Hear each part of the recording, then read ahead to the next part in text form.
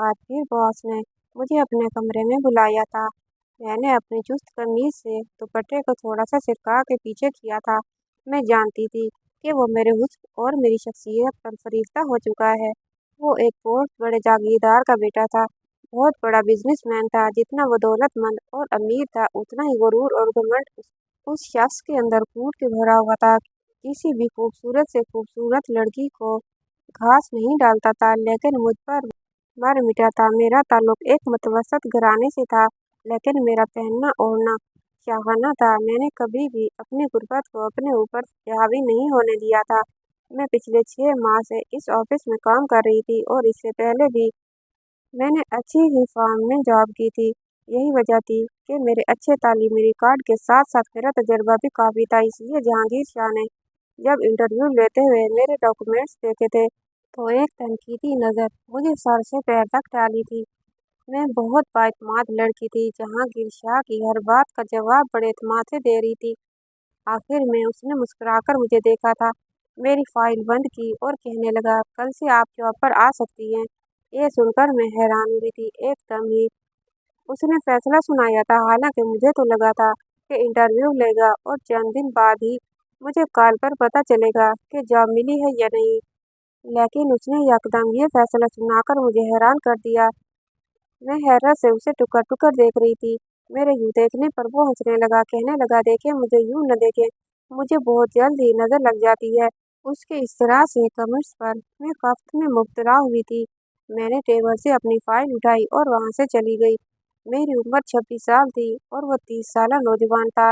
मैंने जब office join कर लिया, तब मुझे मालूम हुआ था कि जहांगीर शाह घमंडी और मगरूर किस्म का शख्स था। वो अपने एम्प्लॉयज से सीधे मुंह बात नहीं किया करता था। जरा सी खिलाफ मिजाज अगर कोई बात हो जाती या ऐसा काम हो जाता, तो वो सबके सामने मर्दों औरतों को भी जलील करके रख देता था। उसका सख्त रवैया देखकर पहले तो मैं बहुत घबराई, लेकिन क्योंकि मैं पहले से 3 साल से एक फार्म में काम कर चुकी थी, इसलिए मुझे अपने काम का तजुर्बा बहुत अच्छा था। 1 महीने में ही मैंने अपनी मेहनत का लोहा मनवा लिया था। काफ़ी हद तक मैं उसके बिजनेस के उतार चढ़ाव को समझ चुकी थी और वैसे ही काम करती थी जैसा कि जहांगीर शाह चाहता था। हालांकि मैं बेहद खूबसूरत लड़की नहीं थी, मेरी रंगत हल्की सी गंधमी थी, लेकिन मेरा पहनना ओढ़ना एक मॉडर्न लड़की की तरह था। मैं चुस्त लिबास पहनती थी, बालों को लेयर में कटवा रखा था और हर वक्त खुले ही रहने देती थी। मेकअप भी बड़ी महारत और नफासत से करती थी। बाएतमाद भी बहुत थी। मर्दों के साथ बात करने में मुझसे कभी भी झिझक और शर्म या बदहवासी महसूस नहीं हुई थी। जहांगीर शाह के साथ मैं बहुत सी मीटिंग्स भी अटेंड कर चुकी थी और मेरे एतमाद को देखकर वो शख्स मुझसे मुतासिर हुए बगैर नहीं रह सका था। पूरे 1 महीने बाद उसने मुझे अपने ऑफिस के रूम में बुलाया। मैं जैसे ही उसके कमरे में गई, तो एक दिल फरेब मुस्कुराहट उसके चेहरे पर सजी हुई थी। उसने मुझे कमरे के अंदर बुलाया और कहने लगा, मिस नाजिश, मैं आपके काम से बेहद खुश हूँ। आप पहली लड़की हैं कि जिसने मुझे अब तक शिकायत का मौका नहीं दिया। आपकी जितनी भी तारीफ की जाए कम है। मैंने मुस्कुराकर अपनी तारीफ वसूल की थी। झटके से अपने लेयर कटिंग के बाल हाथ से पीछे किए थे। मैंने कहा, thank you so much. Aahista Aahista अब मुझसे बिजनेस के अलावा और भी बहुत सी बातें करने लग गया था। कभी मीटिंग के बाद भी मुझे समंदर में ले जाता। साहिल समंदर पर नंगे पाँव में उसके साथ ढेरों बातें करने लगी थी। जितना मैं उससे बददिमाग और घमंडी समझती थी, वो ऐसा नहीं था। बहुत मुख्तलिफ किस्म का शख्स था। पता ही नहीं चला कि कब मैं उसकी मोहब्बत में गिरफ्तार हो गई। हालांकि मैं ऐसी लड़की नहीं थी जो कि रोमानवी किस्म की होती है। हकीकत से दूर ख्वाबों की उन्होंने अलग नई दुनिया बना रखी थी।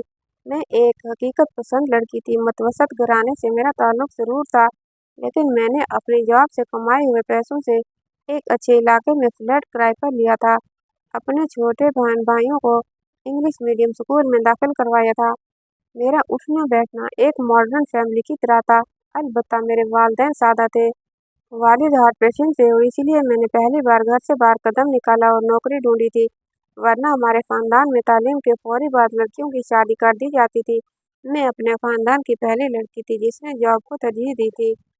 मैं अपने हालात को बदलना चाहती थी और आज मैं जिस मकाम पर थी, खानदान के लड़के मेरी तमन्ना करते थे लेकिन मैं हमेशा रिश्ते से इनकार कर देती थी कि जब मैं अपने जॉब से 1 लाख से ऊपर कमाती हूँ तो जिससे मेरी शादी हो उसकी तनख्वाह भी 2-2.5 लाख से कम ना हो, क्योंकि जिन लग्जरी का मैंने खुद को आदी बना लिया था, मैं किसी भी छोटे मोटे जॉब करने वाले शख्स के साथ गुजारा नहीं कर सकती थी।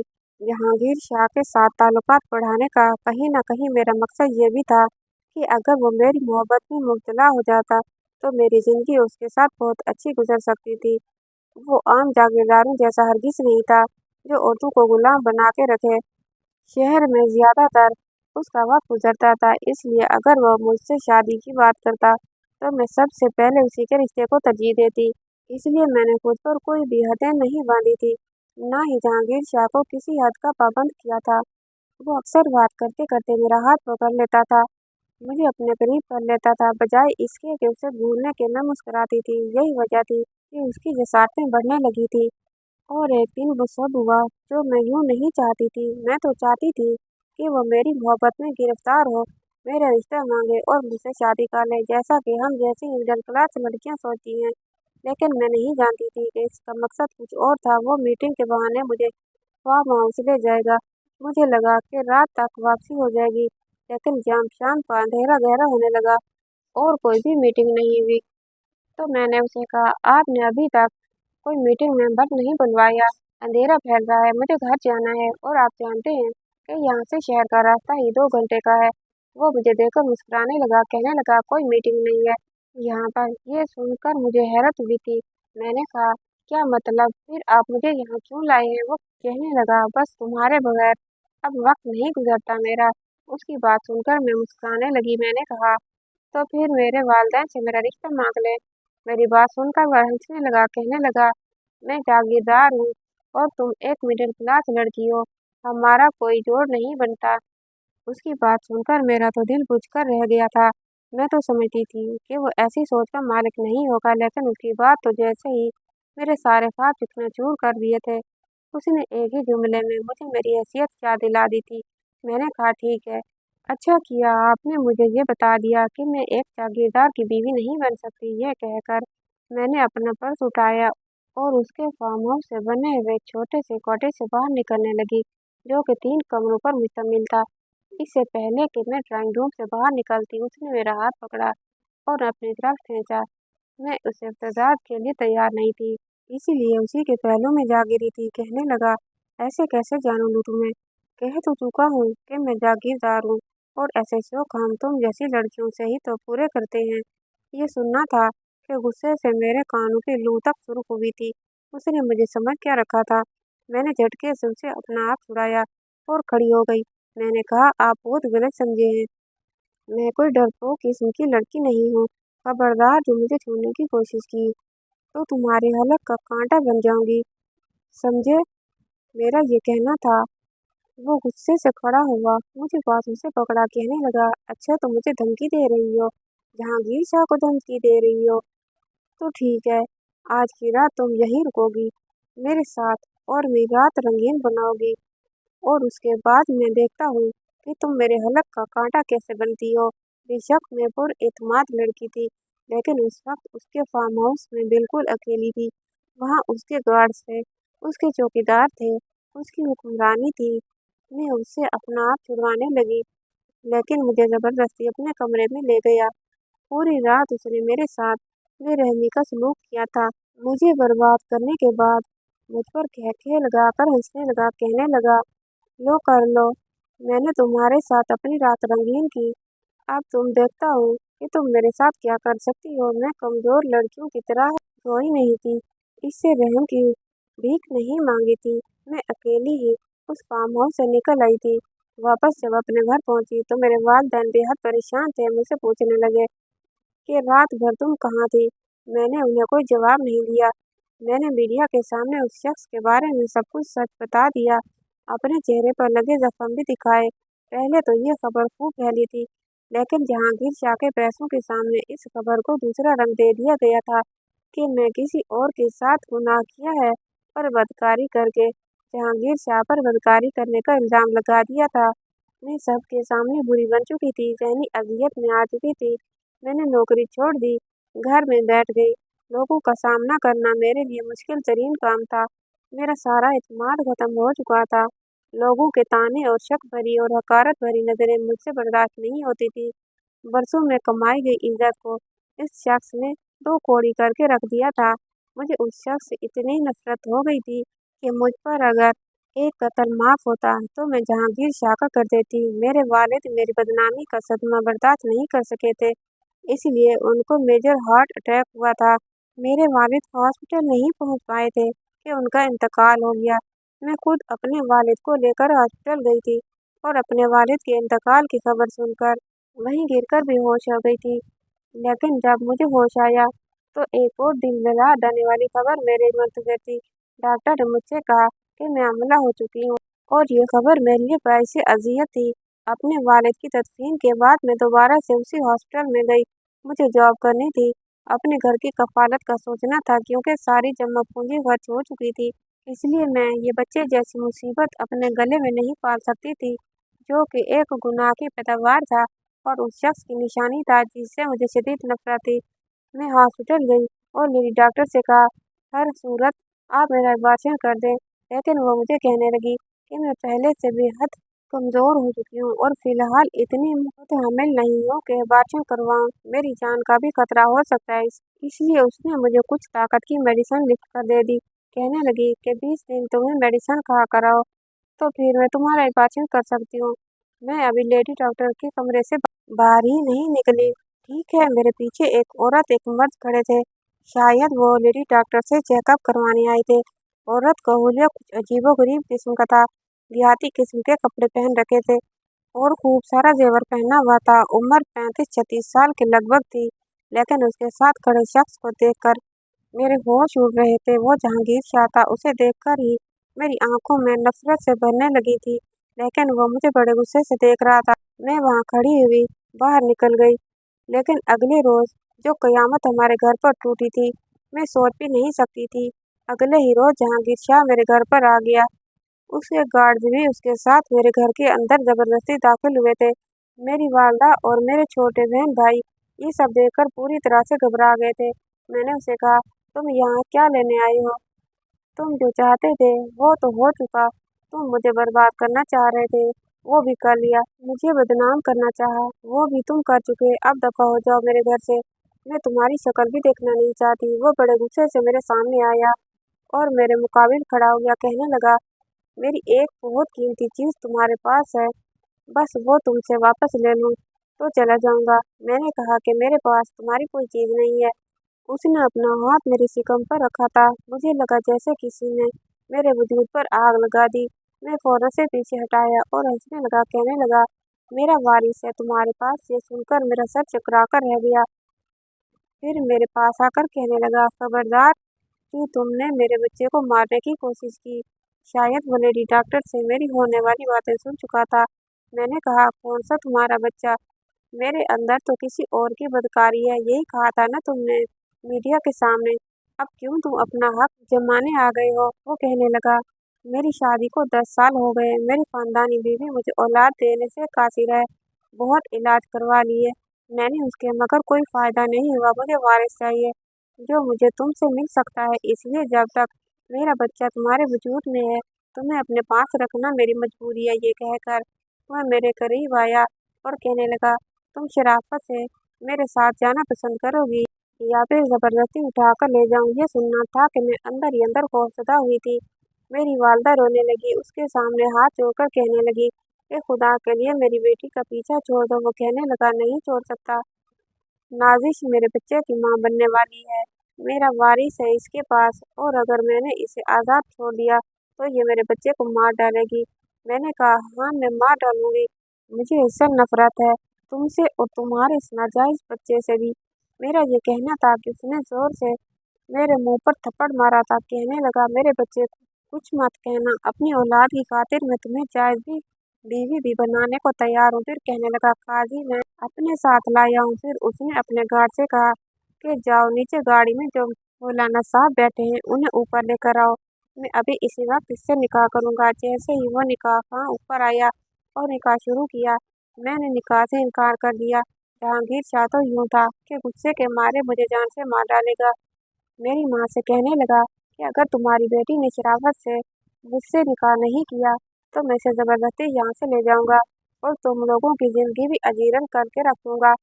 उसे अच्छी तरह से समझाओ कि ये मुझसे शराफत से निकाह कर ले।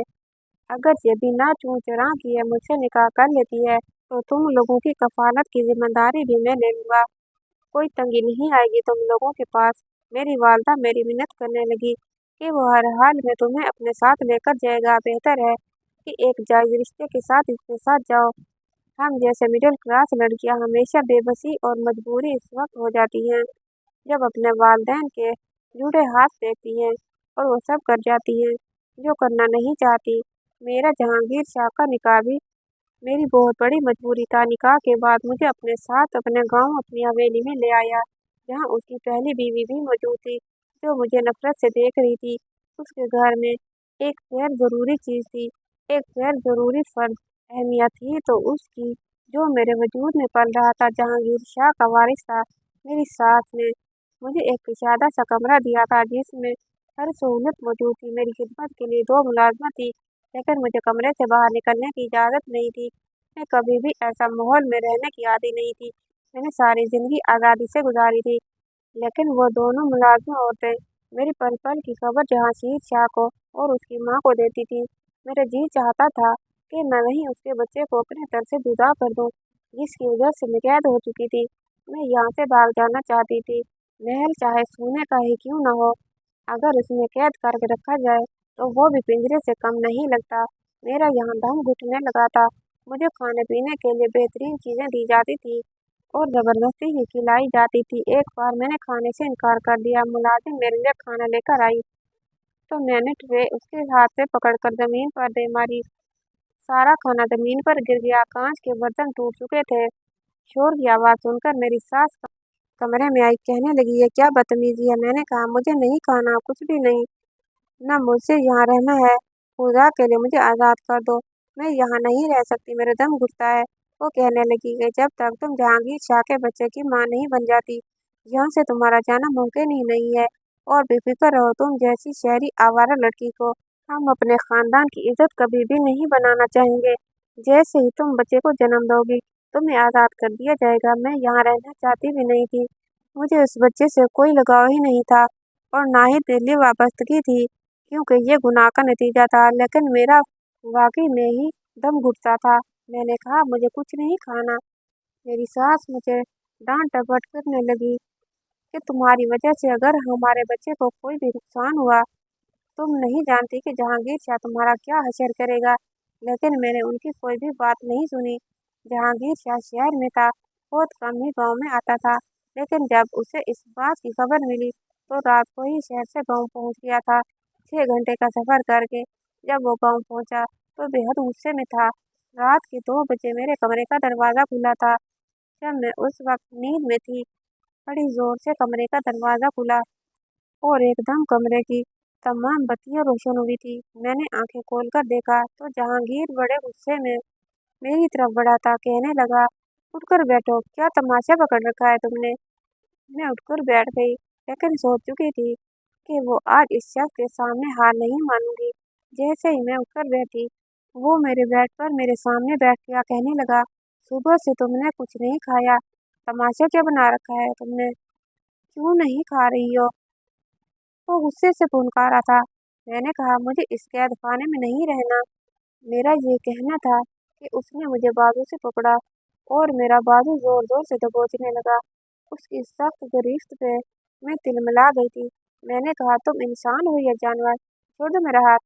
कहने लगा, अगर तुमने मेरी किसी भी बात से इख्तलाफ किया तो तुम अच्छी तरह से जानती हो कि मुझे इंसान से जानवर बनने में ज़्यादा देर नहीं लगती। तुम्हारा हशर बिगाड़ के रख दूंगा अगर तुम्हारी वजह से मेरे बच्चे को कुछ ज़रा भी हुआ। तो मैंने कहा, अल्लाह करे मत जाए तुम्हारा बच्चा, जिसकी वजह से मैं इस अजियत में फंस चुकी हूँ। मेरा ये कहना था कि एक जोरदार थप्पड़ उसने मेरे मुंह पर मारा था। मेरा तो दिमाग ही चकरा कर रह गया था। कहने लगा, आज तो तुमने ये बात ज़बान से निकाल ली। आइंदा अगर गलती से भी तुम्हारी ज़बान से ये लफ्ज़ निकला तो तुम्हारा गला दबा दूंगा। उसके दोनों हाथ मेरे गले की तरफ बढ़े लेकिन यकता उसने अपने हाथों को रोका था। उस वक्त तो शदीद गुस्से में था। मेरी आंखों से आंसू बहने लगे। मैंने कहा, रुक क्यों गए हो? बढ़ाओ अपने हाथ और दबाओ मेरा गला घोंटकर मुझे मार डालो। मैंने उसके दोनों हाथ पकड़े और अपने गले में रखकर उसके हाथों से अपना गला दबाने लगी और वो मेरे हाथ पीछे करने लगा। मैं बिल्कुल पागल सी हो गई थी।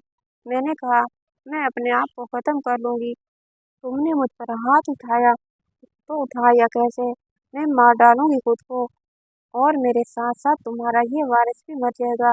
मेरा ये कहना था कि उसका रंग यकदम फक पड़ा था।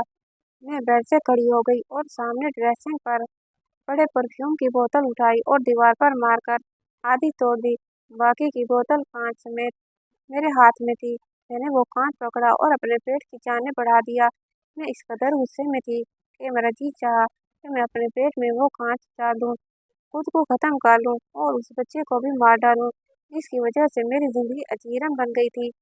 ये देखना था कि वो फौरन से मेरे पास आने लगा। उसकी तो ये हालत थी कि जैसे उसके बच्चे को नहीं बल्कि उसको मारने वाली हूँ। वो कहने लगा, देखो ऐसा मत करो।